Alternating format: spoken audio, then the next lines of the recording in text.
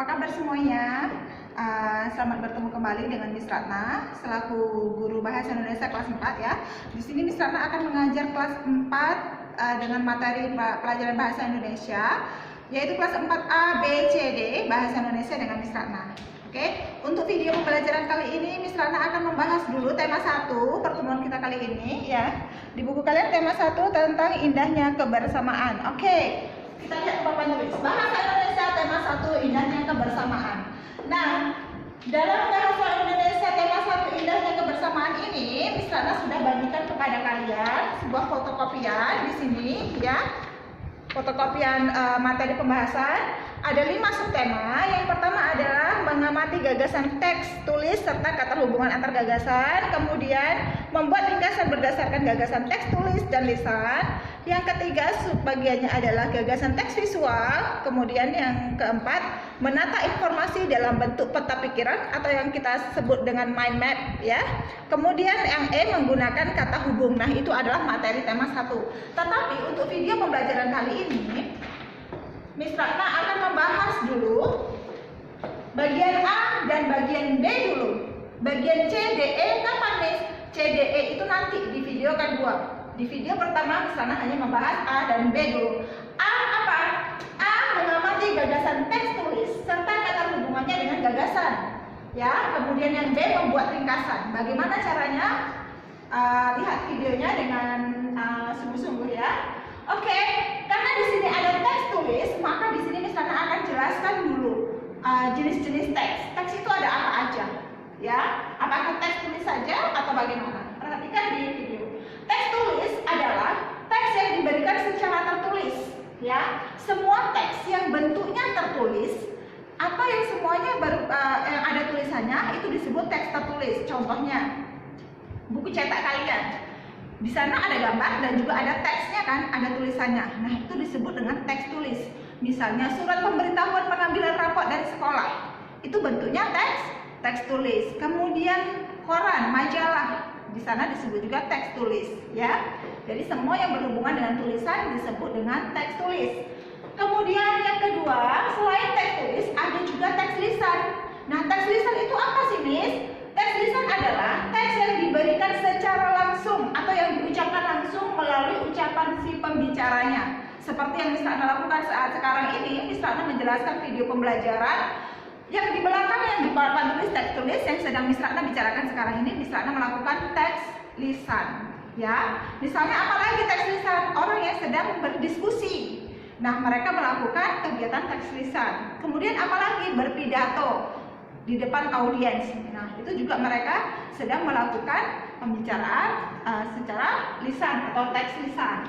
Kemudian selain teks lisan, maka ada teks visual. Nah, mungkin teks visual ini baru kalian dengar nih. Miss, teks visual itu apa sih, Miss? Nah, visual itu apa? Visual itu kan ada hubungannya dengan mata. Teks visual itu adalah teks bergambar yang tidak ada tulisannya. Tapi kok Miss bisa dikatakan teks? Iya, karena dari gambar ini kalian bisa bercerita. Misalnya kalian lihat dulu, ada gambar apa di sini? Oh, ada orang banyak loh, Miss, sedang berkumpul-kumpul. Iya, lalu mereka sedang ngapain? Mereka sedang menyapu, Miss. Oke, menyapunya di area mana kira-kira? Di pantai kah? Di rumah kah? Di sekolah kah? Nah, di situ kalian bisa lihat bahwa mereka menyapu di sekitaran rumah sepertinya ya. Nah, kalau dari teks visual ini kalian bisa bercerita. Pada hari Minggu kemarin, warga desa Kelurahan Tanjung Ayun Sakti sedang melakukan kegiatan kerja bakti. Kerja bakti dilakukan oleh seluruh warga dan seterusnya. Ini bisa menjadi sebuah cerita. Inilah yang disebut dengan teks visual, ya. Kemudian ini bisa menjadi teks visual enggak? Bisa dong. Spidol bisa dijadikan teks visual. Selama masih bisa diceritakan, bisa dijadikan dalam bentuk cerita, bisa dijadikan teks visual. Misalnya, oh, spidol Miss Ratna berwarna tutupnya berwarna putih, tangkainya tutupnya berwarna hitam, tangkainya berwarna putih, dan tintanya berwarna hitam. Miss Ratna beli di swalayan misalnya, digunakan untuk menulis di papan tulis untuk mengajar anak-anak. Nah, ini juga visual, nggak hanya bentuk gambar ya, nah, semua media itu bisa dijadikan teks visual. Misalnya botol, misalnya spidol, penghapus, gambar pemandangan alam dan yang lain-lain. Oke ya. seandainya dari video ini ada yang kalian tidak pahami, nanti kita ada sesi tanya jawab ketika kita melakukan Zoom meeting. Oke, lanjutin. Ide pokok. Nah, dari kelas 3 kemarin kalian sudah belajar ide pokok kan? Udah belajar paragraf kan? Tapi di sini Miss Rana akan menjelaskan sedikit saja. Oke, apa itu ide pokok? Ide pokok itu adalah ide utama yang dibahas dalam suatu paragraf. Nah, biasanya paragraf itu punya ide pokok kan? Ide pokok itu apa? Kalimat yang mewakili dari satu paragraf itu, ya, seperti itu. Nah, paragraf itu ada berapa jenis sih, Miss? Miss, saya taunya cuma paragraf doang. Nggak salah. Nah, paragraf itu ada beberapa jenis. Ada 3 jenis nih yang akan Miss Rana perkenalkan ke kalian. Yang pertama adalah paragraf deduktif, paragraf induktif, paragraf campuran. Nah, begitu. Oke, paragraf deduktif itu adalah paragraf yang letaknya di awal, ya. Paragraf yang kalimat utamanya atau ide pokoknya terletak di awal paragraf. Nah, di awal ya ini ya, di awal paragraf. Kalau induktif ini di akhir paragraf. Kalau campuran ini di awal dan di akhir. Oke, masih bingung? Nggak apa-apa, lihat terus videonya sampai selesai. Oke, ini adalah salah satu contoh paragraf. Anggap saja ini paragraf ya, karena kalau misalnya mau tulis dengan bentuk cerita tidak muat dan videonya terlalu panjang. Oke, ini ada berapa paragraf nih? Ini ada berapa paragraf? Ini ada 1 paragraf. Dari mana kita menghitung paragraf? Kalian lihat di sini.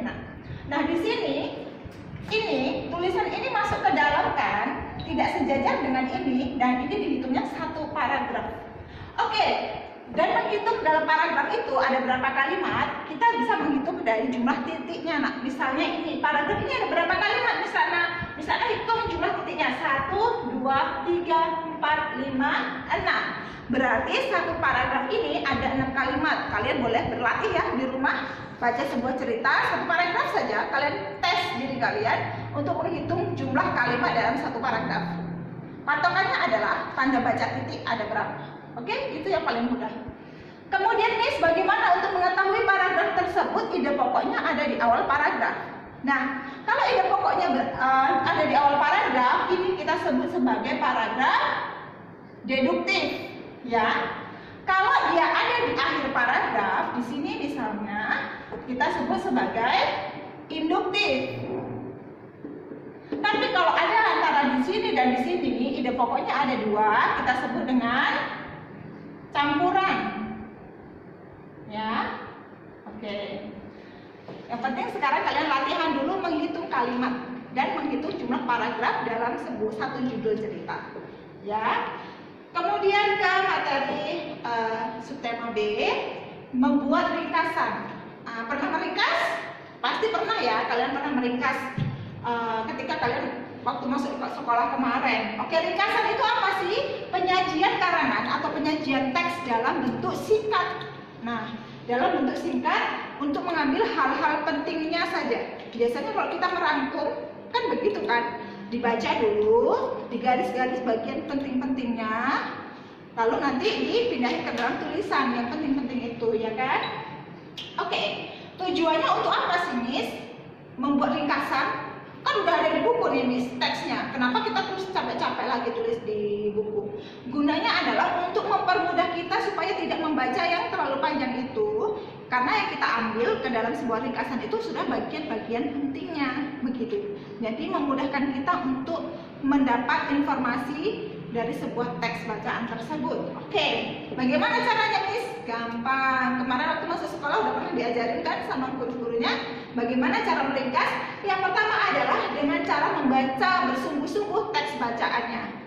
Yang kedua, ya kan, catat bagian-bagian pentingnya atau gagasan pendukungnya. Kamu garis-garis. Nah, setelah kamu garis-garis, kemudian catat kembali, ringkas secara berurutan sesuai dengan naskah dari buku tersebut atau naskah aslinya. Nah, demikianlah video pembelajaran pertama untuk subtema A dan B. Jika ada pertanyaan, nanti kita akan bahas di Zoom meeting. Ada yang tidak paham, kalian boleh tanyakan nanti di Zoom meeting. Kemudian catat bagian-bagian mana yang kalian tidak pahami. Oke? Thank you. Bye.